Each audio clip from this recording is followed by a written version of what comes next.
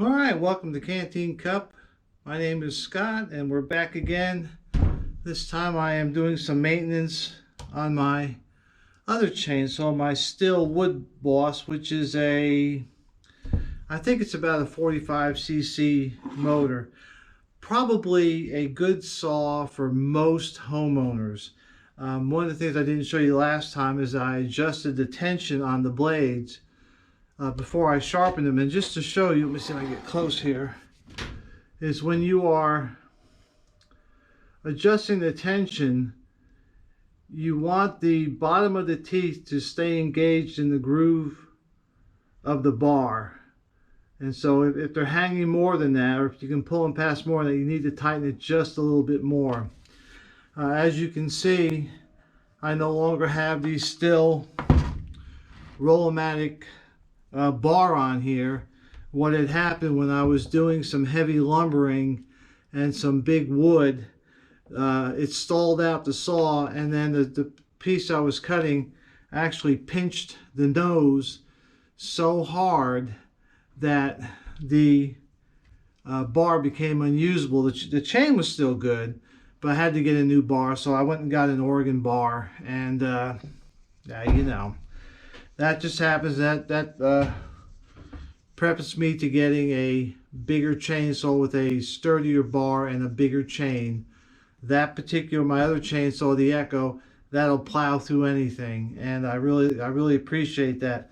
This is a good saw for the, like I said, the average person who's not doing a lot of lumbering. Like I said, you've seen in my past videos, I've done some pretty heavy lumbering and bucking. It's a pretty good saw. It's not as fast as my big saw, but you know, if all you're doing is kind of lightweight work, this isn't a bad saw. And this is the Stihl Wood Boss. They make another one which I think is 1 or 2 sizes bigger. They call it the Farm Boss. Either one is a good saw for general. The chain is smaller. I have to use a smaller file, and you know, it doesn't cut as fast. It doesn't stay as sharp as long. So if you're one of these guys that goes out there for the full day to cut, like I do sometimes, it's nice to have that bigger, sturdier chain. But for most people, this is not a bad chainsaw. Again, when you buy a chainsaw, it doesn't matter what size it is. It is a dangerous tool, and the difference in the cc's, it won't even feel. If it gets into your leg or whatever, it won't even feel you. It will not slow down. That's how dangerous these are. So if you're contemplating your first chainsaw buy, you know, get some instruction, either from a professional or at least from somebody you know who knows how to safely handle a chainsaw. Back in the day when I got my first chainsaw, we didn't have this anti-kickback bar. We didn't have anti-kickback teeth. We didn't have anti-kickback bars. And so it was even more dangerous. And we didn't have the Kevlar padding and the helmets and such. So it was a little more hazardous time. And that's where I learned how to respect the chainsaw, because they did kick back then if you weren't careful.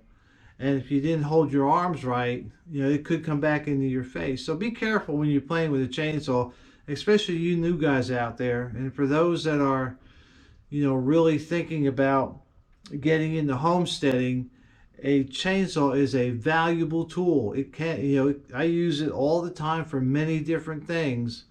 I even cut, you know, sawed lumber with it from time to time.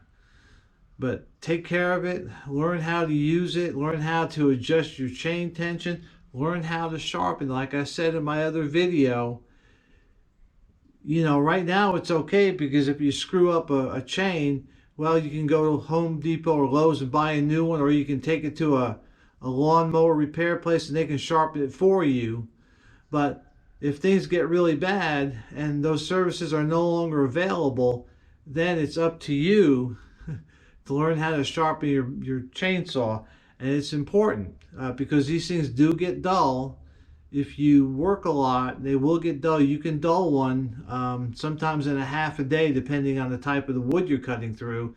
So by the end of the half a day, you have a chainsaw that's really not cutting well, and basically you've screwed the pooch. So learn how to take care of it, learn how to maintain it, be careful with it. They're a great tool. They don't take a whole lot of maintenance, but they do take maintenance. So I'm going to go ahead and get started sharpening this one.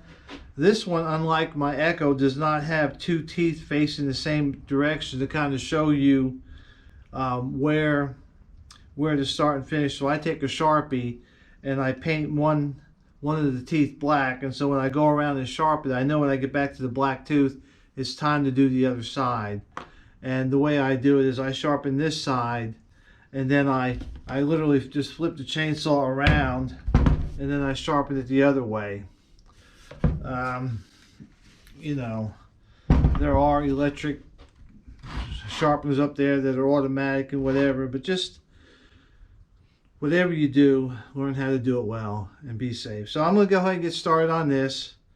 Again, homesteading it's a never-ending process. There's always something to do. And like I said in my other video, I really don't want to go out and buck wood today, because for me it's too warm. I don't like doing hard work in the 50s and 60s. I will do it, but if I don't have to, I'd rather not. And that's where I am today. I don't have to cut wood today because I have enough, to last a while. However, when the weather cools back down again, I'll be back out bucking wood and splitting it. I've got the time, I've got the opportunity. However, it doesn't mean you sit at home and watch TV all day. There's other stuff you can be doing. Like today, I had to pull maintenance on my chainsaw, so I did. I'm not working hard. I'm not breaking a sweat. I don't know if you can see it, but I'm in my pajama bottoms, which happens to be my work clothes most of the time, it seems. But it's something I can do today. So it's a constant thing. Homesteading really is not a hobby. It's a lifestyle. And if you're treating it as a hobby, then you may not be overly successful. I mean, I've done a lot of work on my property over the past year or so, and I've got a lot more to do. And every day is just something new.